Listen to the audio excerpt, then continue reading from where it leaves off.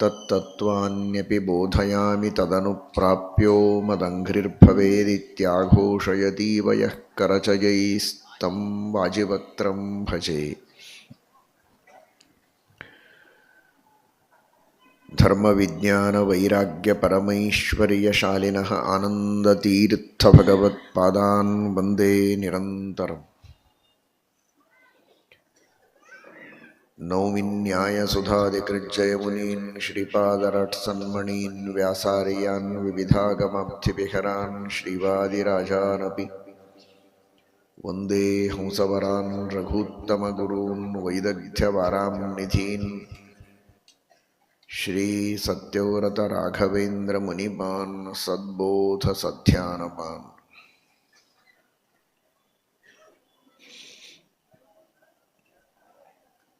ಸತ್ಯಾಭಿಜ್ಞಕರಾಬ್ಜೋತ್ಥಾನ್ ಪಂಚಾಶದ್ವರ್ಷಪೂಜಕಾನ್ ಸತ್ಯಪ್ರಮೋದತೀರ್ಥಾರ್ಯಾನ್ Naomi ನ್ಯಾಯಸುಧಾರತಾನ್.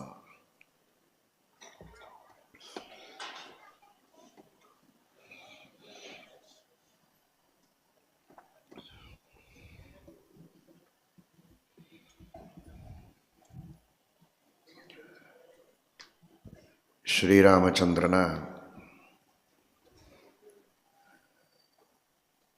ಪರಮಮಂಗಲವಾದ ಸಕಲ ಜೀವರ ಉದ್ಧಾರಕ್ಕೂ ಕಾರಣವಾದ ಇಹಲೋಕದ ಪರಲೋಕದ ಸೌಖ್ಯಕ್ಕೂ ಕಾರಣವಾದ ಪ್ರಧಾನವಾಗಿ ಮೋಕ್ಷಕ್ಕೆ ಕಾರಣವಾದ ದೊಡ್ಡ ಗುಣ ಅದು ದೇವರಲ್ಲಿ ಎಲ್ಲರೂ ಭಕ್ತಿ ಪ್ರೀತಿ ಮಾಡೋ ಹಾಗೆ ಆ ಎಲ್ಲ ಜೀವರನ್ನು ಆಕರ್ಷಣೆ ಮಾಡುವ ಶಕ್ತಿ. ಅದಕ್ಕಾಗಿಯೇ ಭಗವಂತನಿಗೆ ಕೃಷ್ಣ ಎಂಬುದಾಗಿ ಕರೀತಾರೆ. ರಾಮ ಬೇರೆಯಲ್ಲ, ಕೃಷ್ಣ ಬೇರೆಯಲ್ಲ. ಕರಷತಿ ಇತಿ ಕೃಷ್ಣ. ನಮ್ಮೆಲ್ಲರ ಮನಸ್ಸನ್ನು ತನ್ನ ಕಡೆಗೆ ಸೆಳೆದುಕೊಳ್ಳದೆ ಕೇವಲ ಭೋಗ್ಯವಾದ ವಿಷಯಗಳಲ್ಲಿಯೇ ನಮ್ಮ ಮನಸ್ಸು ಸ್ಥಗಿತವಾಗುವಂತೆ ಮಾಡಿದರೆ ನಮ್ಮ ಉದ್ಧಾರ ಆಗೋದೇ ಸಾಧ್ಯ ಇಲ್ಲ. ಚಂಚಲಂ ಹಿ ಮನಃಕೃಷ್ಣ ಪ್ರಮಾಥಿ ಬಲವದೃಢಂ ತಸ್ಯಾಹಂ ನಿಗ್ರಹಂ ಮನ್ಯೇ ವಾಯೋರಿವ ಸುದುಷ್ಕರಂ. ಅರ್ಜುನ ಹೇಳಿದಂತೆ ಮನಸ್ಸು ಇದು ಬಹಳ ಚಂಚಲವಾದದ್ದು. ಚಂಚಲವಾದ ಮನಸ್ಸು ಯಾವಾಗಲೂ ವಿಷಯಗಳಲ್ಲಿ ಸುತ್ತಾಡುವ ಮನಸ್ಸು, ಒಂದು ಕಡೆಗೆ ಕುಳಿತು ಗೊತ್ತಿಲ್ಲದ ಮನಸ್ಸು ಭಗವಂತನ ಪಾದಗಳಲ್ಲಿಯೇ ನೆಲೆಸಬೇಕು ಅನ್ನುವುದು ಸುಲಭ ಸಾಧ್ಯವಾದ ಕೆಲಸವಲ್ಲ. ಅದು ಆ ಮನಸ್ಸಿಗೆ ಪ್ರೇರಕನಾದ ಸಹಿ ಸರ್ವ ಮನೋವೃತ್ತಿ ಪ್ರೇರಕ ಸಮುದಾಹೃತಃ. ಶ್ರೀಮದಾನಂದ ತೀರ್ಥ ಭಗವತ್ಪಾದಾಚಾರ್ಯರು ತಿಳಿಸುವಂತೆ ಎಲ್ಲರ ಮನೋವೃತ್ತಿಗಳಿಗೆ ಪ್ರೇರಕನಾದ ಪರಮಾತ್ಮನಿಗೆ ಮಾತ್ರ ಅದು ಸಾಧ್ಯ. ಅದಕ್ಕಾಗಿಯೇ ಭಗವಂತನಿಗೆ ಶರಣು ಹೋಗೋದು. ಭಗವಂತ ನಮ್ಮೆಲ್ಲರ ಮನಸ್ಸನ್ನು ತನ್ನ ಕಡೆಗೆ ಸೆಳೆದುಕೊಳ್ತಾನೆ ಅನ್ನೋದೇ ಬಹಳ ದೊಡ್ಡ ಅನುಗ್ರಹ ನಮ್ಮ ಮೇಲೆ ಮಾಡುವುದು. ಆ ದೃಷ್ಟಿಯಲ್ಲಿ ವಾಲ್ಮೀಕಿ ಮಹರ್ಷಿಗಳು ಹೇಳ್ತಾರೆ, ಅನುರಕ್ತ ಪ್ರಜಾಭಿಶ್ಚ ಪ್ರಜಾಶ್ಚಾಪ್ಯನುರಜ್ಯತೆ ಪ್ರಜಾಶ್ಚಾಪ್ಯನುರಂಜತೆ. ಎರಡು ಕ್ರಮಗಳಲ್ಲಿ ಪಾಠಗಳು ಉಪಲಬ್ಧವಾಗ್ತವೆ. ಪ್ರಜಾಶ್ಚಾಪ್ಯನುರಜ್ಯತೆ ಪ್ರಜಾಶ್ಚಾಪ್ಯನುರಂಜತೆ. ಅರ್ಥ ಮಾತ್ರ ಪ್ರಜಾಶ್ಚಾಪ್ಯನುರಂಜಯತಿ ಅಂತ. ಅನುರಕ್ತ ಪ್ರಜಾಭಿಶ್ಚ, ಎಲ್ಲ ಪ್ರಜೆಗಳು ತನ್ನಲ್ಲಿ ಅನುರಕ್ತರಾಗುವಂತೆ ಮಾಡಿಕೊಳ್ತಾನೆ. ಪ್ರಜೆಗಳಿಗೆಲ್ಲ ಭಗವಂತನಲ್ಲಿ ಶ್ರೀರಾಮಚಂದ್ರನಲ್ಲಿ ಪ್ರೀತಿ ಬರಬೇಕು. ಹಾಗೆ ಶ್ರೀರಾಮಚಂದ್ರ ಅವರನ್ನು ಆಕರ್ಷಣೆ ಮಾಡ್ತಾನೆ. ಶ್ರೀಮದ್ ಭಾಗವತದ ಏಕಾದಶ ಸ್ಕಂಧದಲ್ಲಿ ಒಂದೊಂದು ವಸ್ತುವಿನಿಂದ ಒಂದೊಂದು ಗುಣವನ್ನು ಕಲಿಯಬೇಕು ಅಂತ ಹೇಳಿದ್ದಾರೆ. ನೀರಿನಿಂದ ಕಲಿಯಬೇಕಾದ ಗುಣ ಏನು ಅಂದರೆ, ಮಾಧುರ್ಯ ನೀರಿನಲ್ಲಿದೆ, ಸ್ನೇಹ ಇದೆ. ನೀರು ಅಂದರೆ ಹತ್ತಿರ ಹೋಗಿ ಆ ನೀರನ್ನು ಕುಡಿದು ತಮ್ಮ ತಾಪವನ್ನು ಕಳೆದುಕೊಳ್ಳಬೇಕು ಅಂತ ಎಲ್ಲರೂ ಬಯಸ್ತಾರೆ. ಹಾಗೆ ಒಬ್ಬ ಮನುಷ್ಯನನ್ನು ಕಂಡ್ರೆ ಅವನ ಮಾಡುವ ಉಪಕಾರಗಳನ್ನು, ಅವನಲ್ಲಿರುವ ಔದಾರ್ಯವನ್ನು ಕಂಡು ಅದರ ಲಾಭ ಪಡೆದುಕೊಳ್ಳುವುದಕ್ಕೆ ಎಲ್ಲರೂ ಅಭ್ಯರ್ಥಿಗಳು ಅವನ ಹತ್ತಿರ ಬರುವಂತೆ ಆಗಬೇಕು. ಬಂದವರ ಜೊತೆಗೆಲ್ಲ ಸಿಹಿಯಾಗಿ ಮಾತನಾಡಬೇಕು. ಮೃದುಪೂರ್ವಂಚ ಭಾಷತೆ, ಪ್ರೀತಿಯಿಂದ ಮಾತನಾಡಬೇಕು. ಅವರು ಬಯಸಿದ್ದನ್ನು ಕೊಡಬೇಕು. ಅವರಿಗೆ ಸಂತೋಷ ಆಗೋ ಹಾಗೆ ವರ್ತನೆಯನ್ನು ಮಾಡಬೇಕು. ಅಂದರೆ ಮಾತ್ರ ಇವನ ಹತ್ತಿರ ಜನ ಬರಬಹುದು. ಆ ತರಹದ ವ್ಯಕ್ತಿತ್ವ ಗುಣ ಶ್ರೀರಾಮಚಂದ್ರನಲ್ಲಿ ಇರಲಿಲ್ಲ ಅಂದರೆ ಪ್ರಜೆಗಳು ಅವನ ಮೇಲೆ ಅನುರಾಗವನ್ನು, ಪ್ರೀತಿಯನ್ನು, ಭಕ್ತಿಯನ್ನು ಮಾಡ್ತಾ ಇರಲಿಲ್ಲ. ಅನುರಕ್ತ ಪ್ರಜಾಭಿಶ್ಚ, ಎಲ್ಲ ಪ್ರಜೆಗಳು ಶ್ರೀರಾಮಚಂದ್ರನ ಬಗ್ಗೆ ಅಷ್ಟು ಪ್ರೀತಿಯನ್ನು ಮಾಡ್ತಾ ಇದ್ದರು. ರಾಮೋ ರಾಮೋ ರಾಮ ಇತಿ.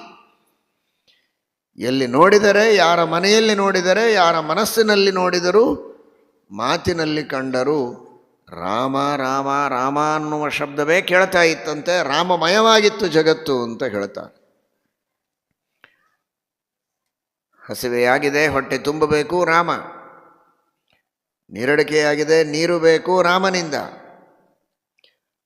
ದಾರಿದ್ರ್ಯ ಇದೆ, ಹಣ ಬೇಕು, ರಾಮನಿಂದ. ಮದುವೆಯಾಗಬೇಕು, ರಾಮನಿಂದ.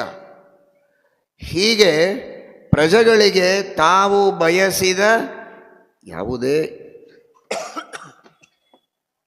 ಇಷ್ಟಾರ್ಥಗಳನ್ನು ಪಡೆದುಕೊಳ್ಳಬೇಕಾಗಿದ್ದರೂ ಅವರೆಲ್ಲ ಶ್ರೀರಾಮಚಂದ್ರನನ್ನೇ ಅವಲಂಬಿಸಿ ಇದ್ದರು ಅನ್ನೋದಕ್ಕಾಗಿ ಶ್ರೀರಾಮಚಂದ್ರನ ಮೇಲೆ ಅಷ್ಟು ಪ್ರೀತಿ, ಅಷ್ಟು ಭಕ್ತಿ.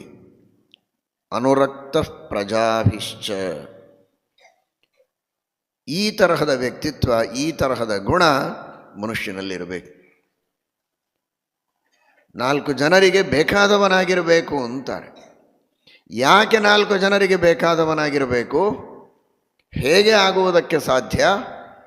4 ಜನರಿಗೆ ಬೇಕಾದವನಾಗಬೇಕು ಅಂದರೆ 4 ಜನರಿಗೆ ಬೇಕಾದದ್ದನ್ನು ಕೊಟ್ಟಿರಬೇಕು. ಅವರಿಗೆ ಬೇಕಾದದ್ದನ್ನು ಕೊಟ್ಟಿದ್ದರೆ ಅವರಿಗೆ ಬೇಕಾದವನಾಗ್ತಾನೆ. ಪ್ರಪಂಚ, ಇಲ್ಲಿ ಪ್ರಜೆಗಳು ಅನ್ನುವುದಕ್ಕೆ ಸಾಮಾನ್ಯವಾಗಿ ಅಯೋಧ್ಯೆಯಲ್ಲಿರುವ ಪ್ರಜೆಗಳು ಅಂತ ಅರ್ಥ ಇದೆ. ಆದರೆ ಬರೀ ಅಯೋಧ್ಯೆಯಲ್ಲಿರುವ ಪ್ರಜೆಗಳು ಅಂತ ತಿಳಿಯುವುದಲ್ಲ. ರಾಮನನ್ನು ಬರೀ ರಾಜ ಅಂತ ಕಾಣುವುದಲ್ಲ. ರಾಮ ಇವನು ದೇವರು, ಜಗದೊಡೆಯ, ಅಯೋಧ್ಯಾಧಿಪತಿ ಮಾತ್ರ ಅಲ್ಲ, ವಿಶ್ವಾಧಿಪತಿ. ಪ್ರಜೆಗಳು ಅಂದರೆ ಪ್ರಪಂಚದೊಳಗಿನ ಎಲ್ಲ ಜೀವರಾಶಿಗಳು. ಎಲ್ಲ ಜೀವರಾಶಿಗಳಿಗೂ ದೇವರು ಉಪಕಾರ ಮಾಡುತ್ತಾನೆ. ಆದರೆ ನೋಡಿ, ಯಾರೆಲ್ಲ ಹುಟ್ಟಿ ಬರ್ತಾರೆ ಅವರೆಲ್ಲ ಜಾಯಂತೆ ಇತಿ ಜಾಹ, ಹುಟ್ಟಿ ಬಂದವರೆಲ್ಲ ಆದರೆ ಎಲ್ಲ ಜಾಗಳು ಹುಟ್ಟಿ ಬಂದವರು ದೇವರ ಮೇಲೆ ಪ್ರೀತಿ ಮಾಡೋದಿಲ್ಲ. ಯಾಕೆಂದರೆ ಅವರ ಸ್ವಭಾವವೇ ಹಾಗೆ. ಉಪಕಾರವನ್ನು ಪಡೀತಾರೆ, ಆದರೂ ಕೃತಜ್ಞತೆಯಿಂದ ಇರೋದಿಲ್ಲ. ಯಾರು ಉಪಕಾರ ಮಾಡಿದರು ಅಂತ ತಿಳಿದುಕೊಳ್ಳೋ ಪ್ರಯತ್ನವೂ ಮಾಡೋದಿಲ್ಲ. ತಿಳಿದರೂ ಅವರ ಬಗ್ಗೆ ಪ್ರೀತಿಯನ್ನು ಮಾಡಬೇಕು ಅನ್ನುವ ಸ್ವಭಾವ ಅವರಿಗಿರೋದಿಲ್ಲ. ಅಂತಹ ಕೆಲವು ಜನ ಇದ್ದಾರೆ. ಆ ತರಹದ ನಾಸ್ತಿಕರೋ, ಉದಾಸೀನರೋ, ಕೃತಜ್ಞವಾದ ಪ್ರವೃತ್ತಿಯನ್ನು ಬೆಳೆಸಿಕೊಂಡವರೋ ಅವರೆಲ್ಲ ಹುಟ್ಟಿದವರಷ್ಟೇ. ಹೇಗೆ ಇರಬೇಕೋ ಹಾಗೆ ಇದ್ದವರಲ್ಲ, ಹಾಗೆ ಬಾಳಿದವರಲ್ಲ. ಪ್ರಜಾ ಪ್ರಕರ್ಷೇಣ ಜಾಯಂತೆ ಇತಿ ಪ್ರಜಾ.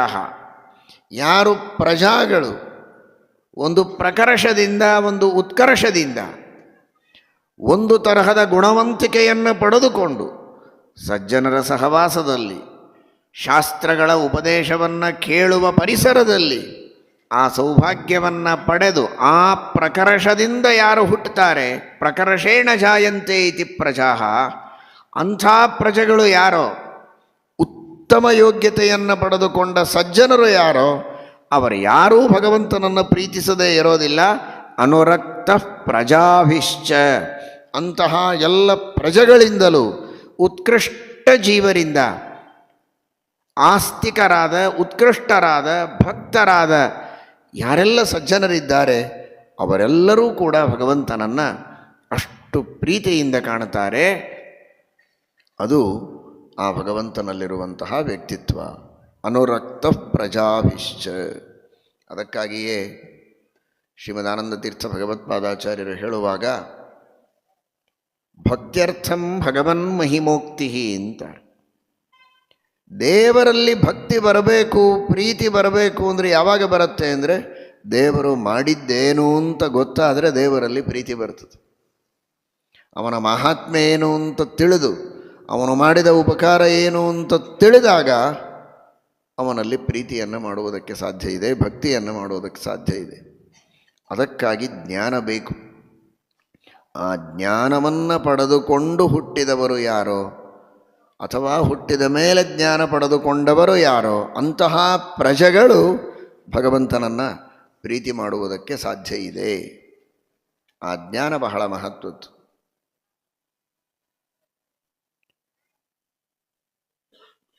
ಪ್ರಜಾ ಅನ್ನುವ ಶಬ್ದಕ್ಕೇನೆ ಶ್ರೀಮದ್ ಆನಂದ ತೀರ್ಥ ಭಗವತ್ಪಾದಾಚಾರ್ಯರ ಪ್ರಕಾರ ಜ್ಞಾನ ಅಂತ ಅರ್ಥ ಇದೆ. ಪ್ರಕರ್ಷೇಣ ಯಥೋ ಜ್ಞಾನಂ ಜಾಯತೆ ಹೃದಯೇ ಸತಾಂ ತಸ್ಮಾತ್ ಪ್ರಜಾ ಇತಿ ಪ್ರೋಕ್ತಂ ಜ್ಞಾನಮೇವ ಹಿ ತತ್ವತಃ. ನಿಜವಾದ ಪ್ರಜಾ ಯಾವುದು ಅಂದರೆ ಜ್ಞಾನವೇ ಪ್ರಜಾ. ಎಷ್ಟೋ ಯಜ್ಞಯಾಗಾದಿಗಳನ್ನು ಮಾಡಿದರೆ ಉತ್ತಮವಾದ ಪ್ರಜಾ, ಪಶು ಎಲ್ಲ ಲಾಭ ಸಿಗತ್ತೆ ಅಂತ ಹೇಳ್ತಾರೆ. ಅಲ್ಲಿ ಪ್ರಜಾ ಅಂದರೆ, ಮುಖ್ಯವಾದ ಪ್ರಜಾ ಅಂದರೆ ಜ್ಞಾನವೇ ಮುಖ್ಯವಾದ ಪ್ರಜಾ. ಜ್ಞಾನದಿಂದ ಇವನು ಈಗಿದ್ದ ಸ್ತರಕ್ಕಿಂತಲೂ ಬಹಳ ಉತ್ತಮತೆಯನ್ನು ಪಡೀತಾನೆ.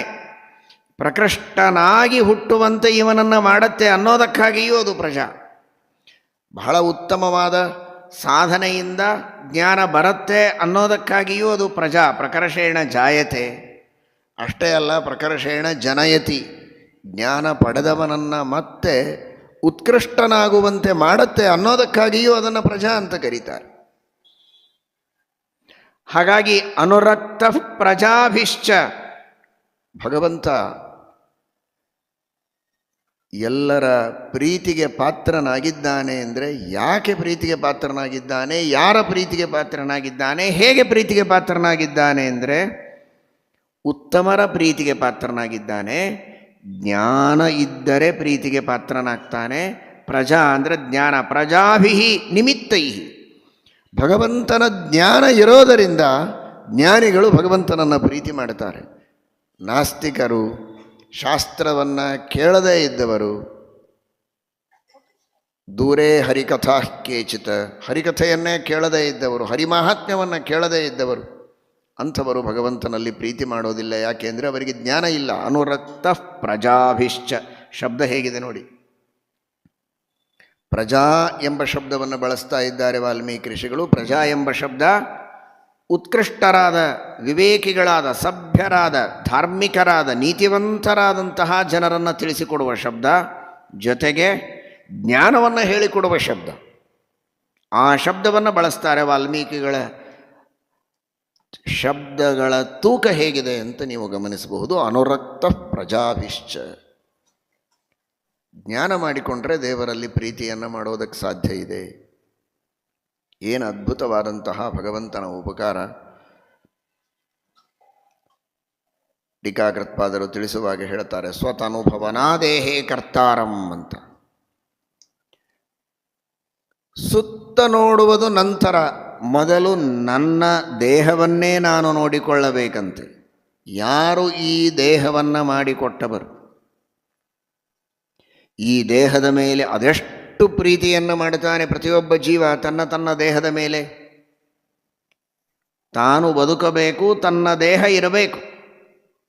ಆ ದೇಹದ ಬದುಕಿಗಾಗಿ ಊಟಕ್ಕಾಗಿ ಅನೇಕ ಪದಾರ್ಥಗಳು, ಅದಕ್ಕಾಗಿ ಹಣ, ಅದಕ್ಕಾಗಿ ಉದ್ಯೋಗ, ಅದಕ್ಕಾಗಿ ವಿದ್ಯೆ, ಅದಕ್ಕಾಗಿ 10 ಜನರ ಅವಲಂಬನೆ. ಎಲ್ಲವೂ ಕೊನೆಗೆ ನಾನು ಬದುಕಬೇಕು ಅನ್ನುವುದಕ್ಕೆ. ನಾನು ಅಂದರೆ ಜೀವ, ಆ ಜೀವ ಜೊತೆಗೆ ಹೊರಗಿನ ಈ ದೇಹ. ಜೀವ ಅನಾದಿ ನಿತ್ಯ. ಆದರೆ ಆ ಜೀವ ಯಾವುದೇ ಕಾರ್ಯ ಮಾಡಬೇಕಾದರೆ ಈ ದೇಹದ ಸಹಾಯ ಬೇಕು, ಈ ದೇಹದಲ್ಲಿದ್ದು ಮಾಡಬೇಕು ಅನ್ನೋದಕ್ಕಾಗಿ ಈ ದೇಹ ಬದುಕಬೇಕು ಅಂತ ಬದುಕಿರೋವರೆಗೆ ಆ ದೇಹವನ್ನು ಅಷ್ಟು ಪ್ರೀತಿ ಮಾಡ್ತಾನೆ. ಆ ದೇಹಕ್ಕಾಗಿ ಎಲ್ಲವನ್ನೂ ಮಾಡ್ತಾನೆ. ಅಷ್ಟು ಈ ದೇಹದ ಮೇಲೆ ಪ್ರೀತಿ ಮಾಡ್ತಾನಲ್ಲ, ಈ ದೇಹ ಹಸಿದಾಗ ಒಂದು ತುತ್ತು ಊಟಕ್ಕೆ ಯಾರಾದರೂ ಕೊಟ್ಟರೆ ಅವನ ಮೇಲೆ ಪ್ರೀತಿ ಮಾಡ್ತಾನೆ. ಯಾಕೆಂದರೆ ದೇಹದ ಮೇಲೆ ಪ್ರೀತಿ ಇದೆ ಅಂತ. ದೇಹದಲ್ಲಿ ಹೊಟ್ಟೆಯಲ್ಲಿ ಕವ ಹಸಿವೆಯಾದಾಗ ಒಂದಿಷ್ಟು ಆಹಾರವನ್ನು ಯಾರಾದರೂ ಕೊಟ್ಟರೆ ಅವನ ಮೇಲೆ ಪ್ರೀತಿ ಮಾಡ್ತಾನೆ. ನೀರಡಿಕೆ ಆದಾಗ ನೀರು ಕೊಟ್ಟರೆ ಪ್ರೀತಿ ಮಾಡ್ತಾನೆ. ಎಷ್ಟೊತ್ತಿರುತ್ತೆ ಆ ನೀರು, ಎಷ್ಟು ಹೊತ್ತು ಇವನಿಗಾದ ನೀರಡಿಕೆಯನ್ನು ಪರಿಹಾರ ಮಾಡ್ತದೆ, ತಣಿಸ್ತದೆ. ಕೆಲವೇ ಸಮಯ ಮತ್ತೆ ನೀರಡಿಕೆ ಆಗ್ತದೆ, ಮತ್ತೆ ಹಸಿವೆ ಆಗ್ತದೆ. ಆದರೂ ತಾತ್ಕಾಲಿಕವಾಗಿ ಹಸಿವೆ ನೀರಡಿಕೆಗಳನ್ನು ಪರಿಹಾರ ಮಾಡಿದ ಒಬ್ಬ ವ್ಯಕ್ತಿಗೂ ಥ್ಯಾಂಕ್ಸ್ ಹೇಳ್ತಾನೆ, ಧನ್ಯವಾದಗಳನ್ನು ಹೇಳ್ತಾನೆ, ಪ್ರೀತಿಯನ್ನು ಮಾಡ್ತಾನೆ. ಅಂತೂ ಸರಿಯಾದ ಹೊತ್ತಿಗೆ ಕೊಟ್ಟೆಯಪ್ಪ, ಬಹಳ ಸಂತೋಷ ಅಂತ. ಇದು ಮಾನವೀಯತೆ, ಇದು ಮಾನವರ ಸಜ್ಜನರ ಸ್ವಭಾವ, ಕೃತಜ್ಞತೆ. ಅರ್ಥ ಮಾಡಿಕೊಳ್ಳಿ, ಈ ದೇಹಕ್ಕೆ ಬೇಕಾದ ಆಹಾರವನ್ನು 1 ದಿನ ಅಲ್ಲ, 2 ದಿನ ಅಲ್ಲ, ಹುಟ್ಟಿದ ಆರಭ್ಯ ಅಲ್ಲ, ಹೊಟ್ಟೆಯೊಳಗಿದ್ದಾಗಿನಿಂದಲೂ ಕೊನೆ ಉಸಿರಿರೋವರೆಗೆ ಇವನಿಗೆ ಆಹಾರವನ್ನು ಸೃಷ್ಟಿ ಮಾಡಿ ನಿಜವಾಗಿ ಕೊಟ್ಟದ್ದು ಭಗವಂತ. ಇದ್ದ ನೀರನ್ನು ಎತ್ತಿಕೊಟ್ಟವ ಮಾನವ, ನೀರನ್ನೇ ಹುಟ್ಟಿಸಿಕೊಟ್ಟವ ಮಾನದ ಭಗವಂತ. ಇದ್ದ ಅಕ್ಕಿ ಬೇಳೆ ಅದೂ ಅಲ್ಲ, ಸಿದ್ಧವಾದ ಅನ್ನವನ್ನು ಎತ್ತಿ ಬಡಿಸಿದರೂ ಅದೆಷ್ಟು ಅಭಿಮಾನ, ಪ್ರೀತಿ, ವಿಶ್ವಾಸಗಳು ನಿಮಗಿರುತ್ತೆ ಬಡಿಸಿದವರ ಮೇಲೆ. ತಾನು ಉಪವಾಸ ಇದ್ದು ನಾನು ಊಟ ಮಾಡಬೇಕು ಅನ್ನುವುದಕ್ಕಾಗಿ ಇಷ್ಟು ಕಷ್ಟಪಟ್ಟು ಬಡಿಸ್ತಾನಲ್ಲ ಅಂತ ಆ ಬಡಿಸಿದವರ ಮೇಲೆ ಅಷ್ಟು ಪ್ರೀತಿಯನ್ನು ನೀವು ಮಾಡ್ತೀರ. ಮಾಡಬೇಕು ಸಹಜವಾಗಿ. ಕೆಲವರು ಮಾಡಬಹುದು, ಕೆಲವರು ಮರೆಯಬಹುದು. ಆದರೆ ಇದ್ದ ಅನ್ನವನ್ನು ಬಡಿಸಿದರೂ ಉಪಕಾರ, ಇದ್ದ ಅಕ್ಕಿ ಬೇಳೆ ತೆಗೆದುಕೊಂಡು ಅನ್ನ ಮಾಡಿದರೂ ಉಪಕಾರ. ದೇವರು ಯಾವುದನ್ನು ಇದ್ದದ್ದನ್ನು ಮಾಡೋದಲ್ಲ, ಅವನೇ ಮೂಲ ತತ್ವದಿಂದ, ಪ್ರಕೃತಿ ತತ್ವದಿಂದ ಮಹತ್ತತ್ವ, ಅದರಿಂದ ಅಹಂಕಾರ ತತ್ವ, ಅದರಿಂದ ಪಂಚಮಹಾಭೂತಗಳು. ಆ ಪಂಚಮಹಾಭೂತಗಳಿಂದ ಈ ಮಣ್ಣು, ಪಾಂಚಭೌತಿಕವಾದ ಮಣ್ಣು, ವಿಶೇಷವಾಗಿ ಪಾರ್ಥಿವ, ಆದರೆ ಎಲ್ಲ ಭೂತಗಳ ಸಮಾವೇಶ ಇದೆ. ಆ ಮಣ್ಣಿನಲ್ಲಿ ಇರುವ ಬೀಜ, ಬೀಜದಲ್ಲಿ ಬೆಳೆಯುವ ಶಕ್ತಿ, ಮರವಾಗಿ ಹೆಮ್ಮರವಾಗಿ ಬೆಳೆಯುವ ಶಕ್ತಿ, ಔಷಧಿ ವನಸ್ಪತಿಗಳ ರೂಪದಲ್ಲಿ ಬೆಳೆಯುವ ಶಕ್ತಿ, ಆ ಬೀಜಗಳಲ್ಲಿ ವಿವಿಧ ಶಕ್ತಿಗಳು, ವಿವಿಧ ರುಚಿಗಳು, ವಿವಿಧ ಸ್ವಭಾವಗಳು, ವಿವಿಧ ರೋಗಗಳ ಪರಿಹಾರ ಮಾಡುವಂತಹ ಶಕ್ತಿಗಳು, ವಿವಿಧ ರೀತಿಯ ಪುಷ್ಟಿಯನ್ನು ಕೊಡುವ ಶಕ್ತಿಗಳು, ಇವುಗಳೆಲ್ಲವನ್ನು ಅಲ್ಲಿ ಇಟ್ಟು ಇದೆಲ್ಲ ಅಡುಗೆಯವರು ಮಾಡ್ತಾರಾ, ಬಡಿಸುವವರು ಮಾಡ್ತಾರಾ, ನಿಮಗೆ ಪಗಾರ ಕೊಡುವಂಥವರು ಮಾಡ್ತಾರಾ?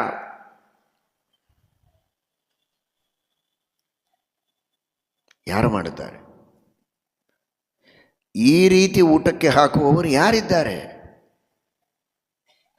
ಮನೆಯಲ್ಲಿ ಅಡುಗೆ ಮಾಡುವ ತಾಯಿ ಇರಬಹುದು, ಹೆಂಡತಿಯಾಗಿರ್ಬೋದು, ಅಡುಗೆಯವರಾಗಿರ್ಬೋದು, ಎಲ್ಲರದೂ ಉಪಕಾರ ಇದೆ. ಯಾರ್ಯಾರು ಏನೇನು ಮಾಡ್ತಾ ಇದ್ದಾರೆ ಇದನ್ನು ಗಮನಿಸಬೇಕಲ್ವಾ. ಅಂಗಡಿಯವನು ಪದಾರ್ಥಗಳನ್ನು ಕೊಡ್ಬೋದು, ಅವನ ಮೇಲಂತೂ ಪ್ರೀತಿ ಇರೋದು ಕಡಿಮೆ. ಅಂತೂ ದುಡ್ಡು ತಗೊಂಡಾದರೂ ಕೊಡ್ತಾನಲ್ಲ ಅನ್ನೋದಕ್ಕೂ ಪ್ರೀತಿ ಇರ್ತದೆ. ದುಡ್ಡು ತಗೊಂಡು ಸರಿಯಾಗಿ ಕೊಡಲಿಲ್ಲ, ಯಾವುದೋ ಕಳಪೆ ಪದಾರ್ಥಗಳನ್ನು ಕೊಟ್ಟ, ಹಾಗೆ ಮಾಡದೆ ದುಡ್ಡು ತಗೊಂಡ್ರೂ ಪರವಾಗಿಲ್ಲ, ಪದಾರ್ಥವನ್ನು ಚೆನ್ನಾಗಿ ಕೊಟ್ಟಿದ್ದಾನೆ ಅಂತ ಅವನ ಮೇಲೂ ಪ್ರೀತಿ ಮಾಡ್ತೀರಾ ದುಡ್ಡು ಕೊಟ್ಟು. ಮಣ್ಣು ಸೃಷ್ಟಿ ಮಾಡುವಂತ ಯಾರು ದೇವರಿಗೆ ದುಡ್ಡು ಕೊಟ್ಟಿದ್ದೀರಿ? ಬೀಜಗಳನ್ನು ಸೃಷ್ಟಿ ಮಾಡುವಂತ ಯಾರು ದೇವರಿಗೆ ದುಡ್ಡು ಕೊಟ್ಟದ್ದು? ನೀರು ಸೃಷ್ಟಿ ಮಾಡುವುದಕ್ಕೆ, ಗಾಳಿ ಬೆಳಕು ಸೃಷ್ಟಿ ಮಾಡುವುದಕ್ಕೆ. ದುಡ್ಡು ಕೊಟ್ಟು ಪದಾರ್ಥಗಳನ್ನು ಪಡೆದರೂ ಪ್ರೀತಿ ಮಾಡುವ ನಾವು ಒಂದು ಕಾಸು ದುಡ್ಡು ತೆಗೆದುಕೊಳ್ಳದೆ, ನಾವು ಬೇಡದೆ, ಬೇಡಲಿಕ್ಕೂ ಗೊತ್ತಿಲ್ಲದೇ ಇದ್ದ ಸ್ಥಿತಿಯೊಳಗಿರುವಾಗ ನಮಗೆ ಬೇಕಾದದ್ದನ್ನೆಲ್ಲ, ಅವಶ್ಯಕ ಇದ್ದದ್ದನ್ನೆಲ್ಲ ತಾನೇ ಸರ್ವಜ್ಞನಾಗಿ ತಿಳಿದು ಪರಮಹಿತನಾಗಿ, ಪರಮ ಮಿತ್ರನಾಗಿ, ಪರಮ ಸಖನಾಗಿ, ಅವಿಜ್ಞಾತ ಸಖನಾಗಿ, ತನ್ನನ್ನು ತಾನು ಗೊತ್ತು ಮಾಡಿಕೊಳ್ಳದೆ ಅವಿಜ್ಞಾತ ಸಖನಾಗಿ, ಅನಿಮಿತ್ತ ಬಾಂಧವನಾಗಿ ಈ ಎಲ್ಲ ವಸ್ತುಗಳನ್ನು ಸೃಷ್ಟಿ ಮಾಡಿ ಕಾಲ ಕಾಲಕ್ಕೆ ನಮಗೆ ಸಿಗುವಂತೆ ಒದಗಿಸ್ತಾನಲ್ಲ, ಇದು ಭಗವಂತನ ಉಪಕಾರ. ಒಂದೇ ಒಂದು ವಸ್ತುವನ್ನು ಕೊಟ್ಟು ಕಾಲಾಗೆ ಅಡ್ಡಾಡುವವರು ಕೆಲವರು ಇರ್ತಾರೆ. ಅದೇ ನಿಮಗೆ ಕೊಟ್ಟಿದ್ನಲ್ಲ ನಾನೇ ಅಂತ ಪರಿಚಯ ಮಾಡಿಸಿಕೊಂಡು, ಒಂದು ಕೊಟ್ಟು ಕಾಲಾಗೆ ಓಡಾಡುವವರು ಎಲ್ಲಿ? ಎಲ್ಲ ಕೊಟ್ಟು ಕಾಲಕ್ಕೆ ಕೊಟ್ಟು ಕಾಣಿಸದೆ ಅವಿಜ್ಞಾತ ಸಖನಾದ ಭಗವಂತನಲ್ಲಿ. ನಯಸ್ಯ ಸಖ್ಯಂ ಪುರುಷೋ ವೇತ್ತಿ ಸಖ್ಯು ಸಖಾವಸನ್ ಸಂವಸತಃ ಪುರೇಸ್ಮಿನ್ ಗುಣೋ ಯಥಾ ಗುಣಿನೋ ವ್ಯಕ್ತ ದೃಷ್ಟಿ ತಸ್ಮೈ ಮಹೇಶಾಯ ನಮಸ್ಕರೋಮಿ ಅಂತ ಶ್ರೀಮದ್ಭಾಗವತ ಹೇಳುವ ಮಾತು. ನಯಸ್ಯ ಸಖ್ಯಂ ಪುರುಷೋ ವೇತ್ತಿ ಸಖ್ಯು. ಆ ಭಗವಂತನ ಸಖ್ಯವನ್ನು ತಿಳಿದೇ ಇಲ್ಲ ನಾವು. ಅವಿಜ್ಞಾತ ಸಖನಾಗಿದ್ದಾನೆ ಪರಮಾತ್ಮ. ಗೊತ್ತಿಲ್ಲದೆ ನಮಗೆ ಬೇಕಾದದ್ದನ್ನೆಲ್ಲ ಕೊಡ್ತಾನೆ, ಅಂಥವನಿಗೆ ಬಾಗಿ ನಮಸ್ಕರಿಸ್ತೇನೆ ಅಂತಾರೆ. ಈ ರೀತಿಯಾಗಿ ನಾವು ತಿಳಿದರೆ ಇದು ಪ್ರಜಾ. ಪ್ರಕರ್ಷೇಣ ಯಥೋಜ್ಞಾನಂ ಜಾಯತೆ ಹೃದಯೇ ಸತಾಂ ತಸ್ಮಾತ್ ಪ್ರಜಾ ಇತಿ ಪ್ರೋಕ್ತಂ ಜ್ಞಾನಮೇವ ಹಿ ತತ್ವತಃ. ದೊಡ್ಡವರ ಅನುಗ್ರಹ ಇದ್ದರೆ, ಶಾಸ್ತ್ರಗಳ ಶ್ರವಣ ಆದರೆ ಈ ತರಹದ ಭಗವಂತನ ಮಹಿಮೆಯನ್ನು ತಕ್ಕ ಮಟ್ಟಿಗೆ ನಾವು ತಿಳಿದುಕೊಳ್ಳಬಹುದು, ಪೂರ್ಣವಾಗಿ ಅಲ್ಲ. ದೇವರು ನಾವೆಷ್ಟು ತಿಳ್ಕೊಂಡಿರ್ತೀವೋ ಅಷ್ಟೇ ಉಪಕಾರ ಮಾಡ್ತಾನೆ ಅಂತ ತಿಳ್ಕೋಬೇಡಿ. ಹಾಗೆ ಮಾಡಿದರೆ ನಾವು ಬದುಕಲಿಕ್ಕೆ ಸಾಧ್ಯ ಇಲ್ಲ. ನಾನು ಬದುಕೋದಕ್ಕೆ ಏನೇನು ಬೇಕು ಅಂತ ಗೊತ್ತೇ ಇಲ್ಲ. ತಿಳ್ಕೊಳ್ಳಿ, ನಮಗೆಲ್ಲ ಗೊತ್ತಿದೆ ಅಂತ ಅಹಂಕಾರದಿಂದಲೇ ತಿಳ್ಕೊಳ್ಳೋಣ. ಮಕ್ಕಳಿಗೇನು ಗೊತ್ತು, ಮಗುವಿಗೇನು ಗೊತ್ತು, ಪಶುವಿಗೇನು ಗೊತ್ತು, ಹುಳಕ್ಕೇನು ಗೊತ್ತು, ಯಾವ ಗುರುಕುಲ ಇದೆ, ಯಾವ ಕಲಾಶಾಲೆ ಇದೆ? ಮಕ್ಕಳಿಗೆ, ಶಿಶುಗಳಿಗೆ, ಪಶುಪಕ್ಷಿಗಳಿಗೆ. ಆದರೆ ದೇವರು ಅವುಗಳನ್ನೂ ಬದುಕಿಸಿದ್ದಾನೆ, ಅವುಗಳಿಗೂ ಆಹಾರ ಕೊಟ್ಟಿದ್ದಾನೆ, ಅವುಗಳಲ್ಲಿಯೂ ವಿವಿಧ ವಿಚಿತ್ರವಾದ ಕಲೆಗಳನ್ನು ಕೊಟ್ಟಿದ್ದಾನೆ ಪರಮಾತ್ಮ.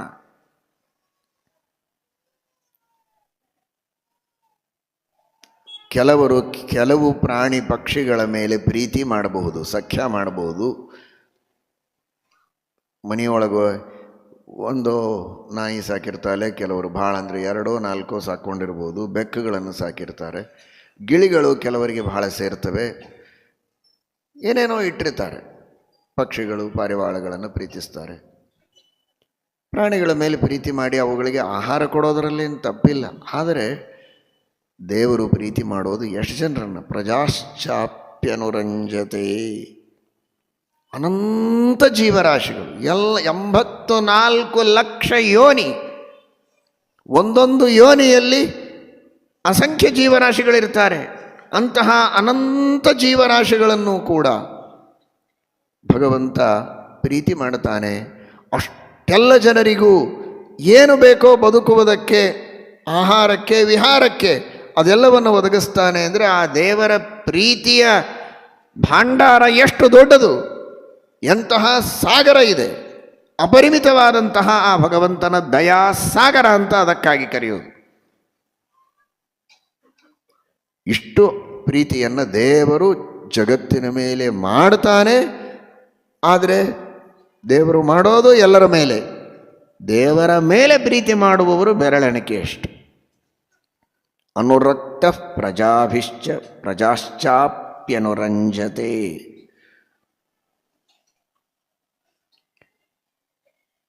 ಎಲ್ಲರ ಮೇಲೆ ಪ್ರೀತಿ ಮಾಡಿ ಉಪಕಾರ ಮಾಡಿ ಅದನ್ನು ತಿಳಿದ ಕೆಲವು ಜನರಿಂದ ಮಾತ್ರ ತಾನು ಸೇವೆಯನ್ನು ಮಾಡಿಸಿಕೊಳ್ತಾನೆ, ಅವರ ಭಕ್ತಿಗೆ ಪಾತ್ರನಾಗ್ತಾನೆ, ಅವರಿಗೆ ಮೋಕ್ಷ ಕೊಡ್ತಾನೆ. ಉಳಿದವರು ಅವರವರ ಯೋಗ್ಯತೆಗೆ ತಕ್ಕಂತೆ ಏನು ಸಾಧನೆ ಮಾಡಿರ್ತಾರೋ ಅಷ್ಟೇ ಫಲ. ದ್ರೋಹವನ್ನೇ ಬಗೆದರೆ ಅವರಿಗೆ ಯೋಗ್ಯವಾದ ದುರ್ಗತಿಯನ್ನೇ ಅವರು ಅನುಭವಿಸ್ತಾರೆ. ಆದರೆ ದೇವರು ಮಾತ್ರ ಎಲ್ಲರಿಗೂ ಅನುಗ್ರಹವನ್ನು ಮಾಡ್ತಾನೆ. ಒಂದೇ ಎರಡೇ, ಸ್ವತನುಭವನಾದೇಹಿ. ನಮ್ಮ ಮನೆಯೊಳಗೆ ನಾನಿದ್ದೇನೆ, ಯಾರದೂ ಉಪಕಾರ ಇಲ್ಲ ನನಗೆ ಅಂತ ಹೇಳ್ತಾನೆ. ನಿನ್ನ ಮನೆಯೊಳಗೆ ನೀನಿದ್ದೀಯಾ? ಮನೆ ಅಂದರೆ ಏನು? ಎದರಿಂದ ಮಾಡಿದ್ದು? ಯಾರು ಮಾಡಿದ್ದು? ಇಟ್ಟಿಗೆ ಎಲ್ಲಿಂದ ಬಂತು? ಕಟ್ಟಿಗೆ ಎಲ್ಲಿಂದ ಹುಟ್ಟಿತು? ಇದೆಲ್ಲದಕ್ಕೆ ಖರ್ಚು ಮಾಡುವುದಕ್ಕೆ ನಿನ್ನ ಪೆಟ್ಟಿಗೆ ತುಂಬಿತು ಹೇಗೆ? ಹಾಗಾದರೆ ಎಷ್ಟು ದಿವಸ ಇರುತ್ತೆ? ಎಷ್ಟು ಭವನಗಳಲ್ಲಿ ನೋಡ್ತೇವೆ, ನೂರಾರು ವರ್ಷಗಳವರೆಗೆ ಕಟ್ಟಿಗೆ ಹಾಗೇ ಇರ್ತದೆ. ಇದೇ ಮಣ್ಣಿನಿಂದ ಹುಟ್ಟಿದ ಕಟ್ಟಿಗೆಯೇ ಅದು. ಆ ಕಟ್ಟಿಗೆಯ ಮನೆಯಲ್ಲಿದ್ದೀಯಾ? ನಾನು ಹಣ ಕೊಟ್ಟು ಕಟ್ಟಿಗೆ ತಂದೆ ಅಂತ ಹೇಳ್ಕೊತಾನೆ. ಒಂದು ದಿವಸ ಹೆಣ ಆಗುವ ಈ ವ್ಯಕ್ತಿ ಯಾವ ಅಹಂಕಾರದಿಂದ ಹೇಳ್ತಾನೆ ನಾನು ಕೊಟ್ಟು ಹಣ ಕೊಟ್ಟು ತಂದದ್ದು ಅಂತ? ಆ ಕಟ್ಟಿಗೆ ಹುಟ್ಟಿಸಿದ್ದು. ನೂರಾರು ವರ್ಷ ಬಾಳುವ ಕಲ್ಲುಗಳಿವೆ, ಕಬ್ಬಿಣ ಇದೆ, ಇವೆಲ್ಲವೂ ದೇವರ ಸೃಷ್ಟಿಯಲ್ಲಿಯೇ ಬಂದದ್ದು. ಲಕ್ಷ ವರ್ಷಗಳವರೆಗೆ ಇರುವಂತಹ ವಸ್ತುಗಳಿವೆ, ಪರ್ವತಗಳು. ಎಂತೆಂತಹ ಅದ್ಭುತವಾದ ಸೃಷ್ಟಿಗಳನ್ನು ದೇವರು ಮಾಡಿದ್ದಾನೆ. ಅವುಗಳ ಉಪಯೋಗವನ್ನು ಮಾಡಿಕೊಂಡು ಏನೋ ಹೋಗೋದು ಜಲ್ಲಿ ತಂದೆ ಮಾಡಿದ. ಆ ಕಲ್ಲು ಸೃಷ್ಟಿ ಮಾಡೋದಕ್ಕೆ ಎಷ್ಟು ವರ್ಷ, ಎಷ್ಟು ಲಕ್ಷ ವರ್ಷ ಹಿಡಿದಿದೆ. ಒಂದು ಕ್ಷಣ ದೇವರ ಕಡೆಗೆ ನಾವು ಲಕ್ಷ್ಯ ಕೊಡೋದಿಲ್ಲ. ಈ ಕಲ್ಲು ಹುಟ್ಟಿಸೋದಕ್ಕೆ ಎಷ್ಟು ಲಕ್ಷ ವರ್ಷಗಳವರೆಗೆ ದೇವರು ಸೃಷ್ಟಿಯ ಕ್ರಮದಲ್ಲಿ ಅದನ್ನು ಮಾಡಿ ಬಂಡೆಗಳನ್ನು ನಿರ್ಮಾಣ ಮಾಡಿಟ್ಟಿದ್ದಾನೆ ಅಂತ. ಆದರೆ ಅದನ್ನು ನ್ಯಾಯ ಮಾರ್ಗದಿಂದಲೋ ಅನ್ಯಾಯ ಮಾರ್ಗದಿಂದಲೋ ಅದನ್ನು ಕಡಿದು ತಂದು ಜಲ್ಲಿ ಮಾಡಿ ಕೊಟ್ಟವರಿಗೆ ಹಣ ಕೊಟ್ಟು ಬರ್ತಾನೆ. ಅದರ ಸೃಷ್ಟಿ ಮಾಡಿದ ಭಗವಂತನ ಕಡೆಗೆ ಗಮನ ಇಲ್ಲ. ಸ್ವತನು ಭವನಾದೇಹಿ. ಇನ್ನು ಭುವನ ಲೋಕಗಳು, ಅದಂತೂ ಮಾನವನ ಶಕ್ತಿಗೆ ಮೀರಿದ್ದು. ಇವೆಲ್ಲವನ್ನು ಸೃಷ್ಟಿ ಮಾಡಿಕೊಟ್ಟಂತಹ ಪರಮಾತ್ಮನ ಅನುಗ್ರಹ. ಒಂದೊಂದು ಇಂದ್ರಿಯಗಳು, ಆ ಇಂದ್ರಿಯಗಳಿಂದ ಆಗುವ ಕಾರ್ಯಗಳು, ಒಂದು ಕಣ್ಣಿನಿಂದ ನೋಡೋದು, ಕಿವಿಯಿಂದ ಕೇಳೋದು, ಒಂದೊಂದಕ್ಕೆ ಎಷ್ಟು ಅದ್ಭುತವಾದ ಭಗವಂತನ ಉಪಕಾರ ಇದೆ. ಒಂದೊಂದು ಇಂದ್ರಿಯಗಳಲ್ಲಿ, ಆ ಗೋಲಕಗಳಲ್ಲಿ, ಆರ್ಗನ್ಸಲ್ಲಿ ಎಷ್ಟು ನರಗಳು, ನಾಡಿಗಳು, ಅವುಗಳ ಕೆಲಸ ಅತಿ ವಿಚಿತ್ರವಾದಂತಹ ಒಂದು ದೊಡ್ಡ ಪ್ರಪಂಚ. ಇಡೀ ಬ್ರಹ್ಮಾಂಡ ಈ ಒಂದು ಪಿಂಡಾಂಡದೊಳಗೆ ಸೇರಿರುತ್ತದೆ. ಒಬ್ಬ ಮಾನವನ ಶರೀರದಲ್ಲಿ ಇಡೀ ಜಗತ್ತಿನ ಒಂದು ಸಾರ ಇದೆ.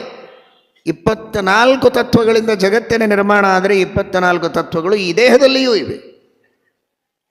ಇಂತಹ ಅದ್ಭುತವಾದ ಶರೀರ, ಇಂತಹ ಅದ್ಭುತವಾದ ವಿಶ್ವವನ್ನು ನಿರ್ಮಾಣ ಮಾಡಿದ ವಿಶ್ವೇಶನ ಮಹಾತ್ಮ್ಯವನ್ನು ತಿಳಿಯಬೇಕು. ನಮ್ಮೆಲ್ಲರ ಶರೀರವನ್ನು ನಿರ್ಮಾಣ ಮಾಡಿದ ಭಗವಂತನ ಉಪಕಾರವನ್ನು ತಿಳಿದು ಪ್ರೀತಿಯನ್ನು ಮಾಡಬೇಕು.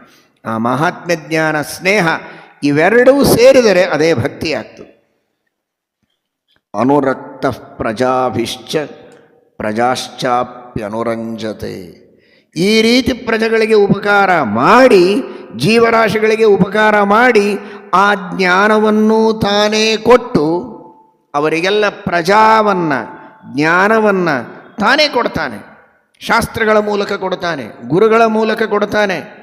ಅವನದೇ ಆದಂತಹ ಬುದ್ಧಿಶಕ್ತಿಯಿಂದ, ಯುಕ್ತಿಗಳಿಂದ, ಲಾಜಿಕ್ಕಿನಿಂದ ಅವನೂ ಊಹಿಸಿಕೊಳ್ಳುತ್ತಾನೆ. ಶಾಸ್ತ್ರದ ಸಹಾಯವೂ ಇರುತ್ತದೆ, ದೊಡ್ಡವರ ಉಪದೇಶವೂ ಆಗ್ತದೆ. ಜ್ಞಾನವನ್ನೂ ಕೊಟ್ಟು ಪ್ರೀತಿಯನ್ನೂ ಕೊಟ್ಟು ಇಷ್ಟು ಪ್ರೀತಿ ಮಾಡ್ತೀಯಲ್ಲ ಅಂತ ಮತ್ತೆ ಅನುಗ್ರಹ ಮಾಡ್ತಾನೆ. ತಾನೇ ಪ್ರೀತಿಯನ್ನು ಕೊಟ್ಟು ತಾನೇ ಅನುಗ್ರಹವನ್ನು ಮಾಡಿ ನಮ್ಮಿಂದ ಸೇವೆಯನ್ನು ತೆಗೆದುಕೊಂಡು ಉದ್ಧಾರ ಮಾಡುವಂತಹ ಕಾರುಣ್ಯ ಭಗವಂತನಲ್ಲಿದೆ. ಇದು ಮೂಲ ರೂಪಿಯಾದ ಪರಮಾತ್ಮನಲ್ಲಿಯೂ ಸರಿ, ಅವತಾರ ರೂಪಿಯಾದ ಪರಮಾತ್ಮನಲ್ಲಿಯೂ ಸರಿ ಯಾವ ವ್ಯತ್ಯಾಸವೂ